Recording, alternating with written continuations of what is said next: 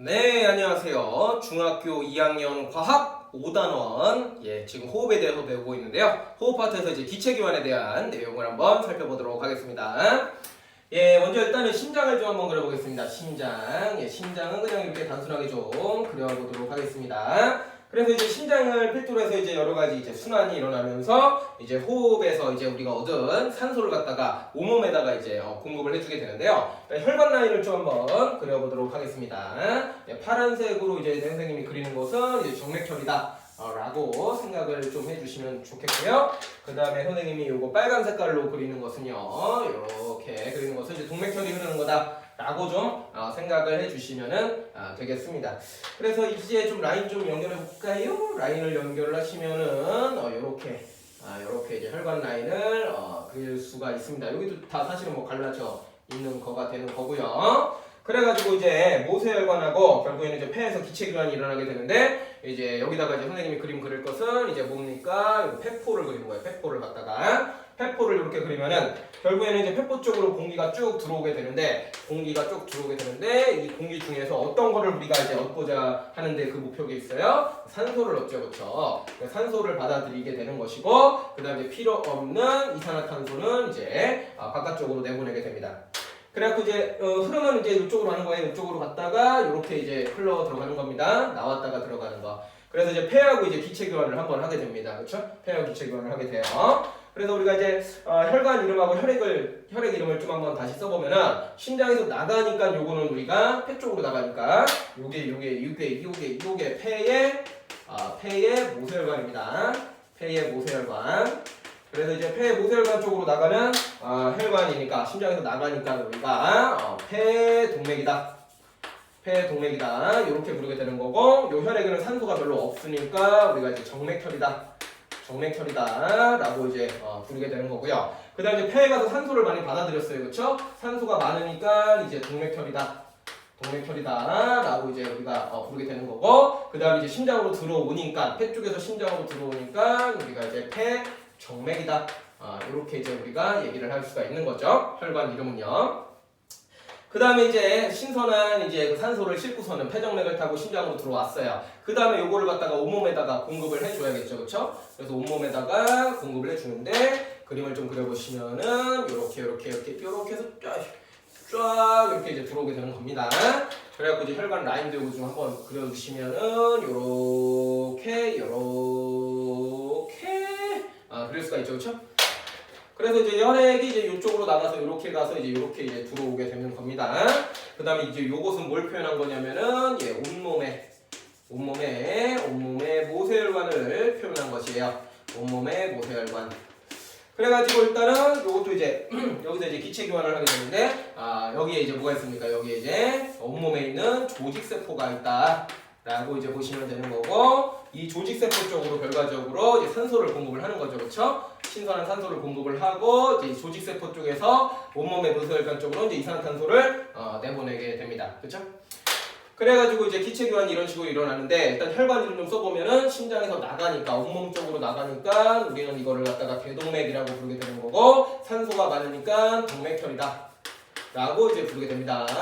그 다음에 이제 동맥혈이 이제 산소 주고서는 산소가 별로 없으니까 무슨 혈이 돼요? 정맥혈이 돼가지고 온몸에서 심장으로 들어가니까 이제 대정맥을 타고 이제 심장으로 이제 들어가게 되는 거죠.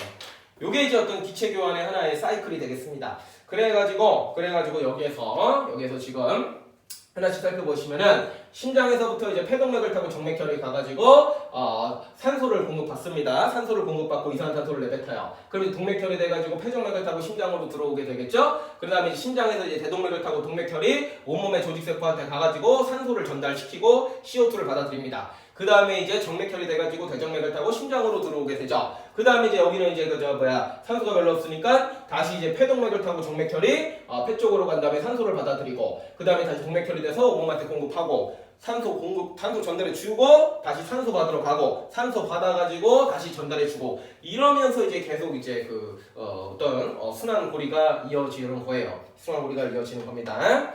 그래가지고 우리가 여기서 이제 두 가지 용어를 좀 사용을 하게 되는데 먼저 일단 외부하고 이제 폐 사이, 그러니까 여기는 외부예요. 외부라고 연결하는 통로예요. 코에서부터 이제 연결이 되죠. 그거 타고 이제 우리 몸 내부예요. 이거 모세혈관, 혈관은 우리 몸 아니잖아요, 그렇죠? 그러니까 외부하고의 어떤 이제 기체교환, 외부하고 이제 기체교환 사이클, 요거를 갖다가 우리가 이런 표현을 써요. 외호흡이다, 외호흡이다. 외부하고 이제 기체교환을 한다라는 의미가 있고요. 그 다음에 또 이쪽에서 보시면은 우리 몸에 있는 모세혈관에서 우리 몸에 있는 조직세포랑 이제 기체교환을 하잖아요, 그렇죠? 그래서 요것도 이제 기체교환을 하게 되는데. 요기를 갖다가 우리가 이제 우리 몸 안에서 일어나기 때문에 내호흡이다. 이런 표현을 좀 사용을 하게 됩니다. 이런 표현을 사용하게 돼요. 좀 알아두시면 되겠고, 그 다음에 좀 추가적으로 더 말씀을 드리자면은 결국에는 이제 온몸의 모세혈관에서 산소만 조직세포한테 전달을 해주는 게 아니죠. 우리가 이제 그 앞에서 이제 그 소화를 단원을 배웠는데 결국에는 우리가 또 뭐 산소만 먹는다고는 못 살아요, 그렇죠? 음식도 먹어야 됩니다. 음식에서부터 이제 영양소를 우리가 흡수를 해가지고 그 영양소도 결국에는 이제 심장으로 갔단 말이에요. 뭐 포도당, 아미노산 이런 거. 그래서 이제 그것도 갖다가 조직세포한테 전달을 해줍니다. 그래서 이제 영양소도 사실은 여기서 이제 전달을 받게 되는 거고, 영양소와 산소를 전달받은 조직세포가 무슨 짓을 합니까? 세포호흡이라는 걸 하죠. 세포호흡. 네, 세포호흡이라는 걸 합니다. 세포호흡. 이걸 우리가 이제 4단원에서도 얘기를 했지만 식물들만 세포호흡이 하는 게 아니라 우리들도 이제 세포호흡을 하죠. 그래서 이제 세포호흡을 해서 결과적으로 무엇을 얻기 위함이에요? 에너지를 얻기 위함이죠, 그렇죠? 그래서 이제 에너지를 얻어가지고 우리가 이제 가장 많이 사용하는 것은 이제 체온 유지하는데 가장 많이 사용을 하게 되는 거고, 그 밖에 이제 우리의 모든 생명활동, 우리의 모든 생명활동이 저 에너지에 의해 가지고 결국에는 나타나는 현상들이죠. 그렇죠? 결국에는 그 우리가 이제 살아 있어야 되기 때문에 결국에는 이제 그 에너지를 살아있는다는 것은 에너지를 끊임없이 소모한다는 거예요. 그런 그 에너지를 만들기 위해서는 외부로부터 끊임없이 우리가 산소도 먹고 음식도 먹어줘야 된다는 뜻입니다. 그래가지고 이제 이게 사실은 궁극의 목표가 되는 거예요. 우리가 이제 그 이런 걸 다 배우는 거에 궁극의 목표는 이제 이겁니다. 그걸 하나 기억하시고, 그 다음에 여기서 이제 필연적으로 에너지를 만드는 과정에서 이제 노폐물들이 나오게 되죠. 그래서 이제 노폐물까지 이제 다시 또 이제 온몸의 모세혈관 쪽으로 전달을 해주게 됩니다. 그래서 이제 호흡 들어가는 용어가 세 가지가 있다고 보시면 돼요. 외호흡이라는 게 있고, 내호흡이라는 게 있고, 세포호흡이라는 게 있습니다. 그래서 이제 외호흡과 내호흡 같은 경우에는 이제 기체 교환하는 그런 것만 좀 생각을 해서 바깥에 하고 기체 교환을 한다. 그리고 안쪽에서 기체 교환을 한다. 이렇게 좀 생각을 하시고, 그 다음에 세포호흡이라고 하는 것은 조직세포에 정확하게 이제 미토콘드리아에서 영양소와 산소를 받아들여가지고 에너지를 만들고, 그 다음에 이제 노폐물을 이렇게 내보내는 이런 거를 이제 세포호흡이라고 합니다. 요것만 좀 성질이 조금 다르죠, 그렇죠? 그래서 이제 이 내용들을 잘 기억을 해주시면 되겠고, 그 다음에 이제 외호흡과 내호흡을 할 때 산소하고 이산화탄소가 이제 이동을 하는데, 이 산소나 이산화탄소가 뭐 생각이 있는 게 아니에요, 그렇죠? 얘네들이 뭐 이제 가야지 뭐 이렇게 뭐 생각을 하고 가는 게 아닙니다, 그렇죠? 그래서 이제 산소하고 이제 그 이산화탄소가 이동하는 원리가 뭐냐면은 바로 이제 확산이라고 하는 원리에 따라서 얘네들은 이동을 합니다. 확산이라고 하는 것은 뭐냐면은 간단하게 이제 고농도에서 저농도로 이제 물질이 이동하는 그 원리를 우리가 이제 확산이라고 얘기를 해요. 간단하게 말해서 이제 많은 데서 적은 데로 이동을 하는 겁니다. 많은 데서 적은 데로 이동을 하는 거예요. 그래서 이제 여기를 보시면은 공기 중에 이제 산소가 21%나 있습니다. 무려 21%나 있어요. 그래서 이쪽에 폐포 쪽에는 산소가 많아요. 그리고 이제 여기 폐 모세혈관으로 들어온 요 혈액에는 정맥혈이잖아요. 산소가 별로 없죠. 그러니까 여기가 산소가 별로 없고 여기가 산소가 많으니까 많은 데서 적은 데로 산소가 이동하는 거예요. 그냥 얘네들은 생각 없이, 그렇죠? 많은 데서 적은 데로 산소가 이동하는 거고, 그다음에 CO2가 이동하는 것도 여기서는 이제 노폐물에서부터 이제 여기 보세요. 조직세포에서 얻은 CO2 있죠. 요것이 이제 쭉 타고 이제 여기에 있잖아요, 그렇죠? 그러니까 여기에 CO2가 많아요. 바깥에보다. 여기는 0.03%밖에 없습니다. 그래갖고 이제 많은 데서 적은 데로 CO2가 이제 이동을 하는 거예요. 그러면서 이제 혈액에 이제 기체 성분이 바뀌게 돼서 심장으로 쭉 와서 여기로 와서도 조직세포에는 산소를 끊임없이 소모하니까 여기 산소가 별로 없어요. 그리고 여기 동맥혈이니까 산소가 많겠죠. 산소가 많은 데서 산소가 적은 조직세포 쪽으로 확산에 의해서 이산화탄소가 이동을 하고, 그 다음에 여기서는 이제 그 세포호흡을 계속하니까 CO2가 많단 말이에요. 그럼 이제 CO2가 많은 곳에서 CO2가 없는 대로 이제 CO2가 이제 이동을 하는 거예요. 이것도 이제 확산에 의해서. 그래서 이제 다시 들어가서 또 기체교환, 확산에 의해서 기체교환이 일어나고 들어와서 확산에 의해서 기체교환이 일어나는 겁니다.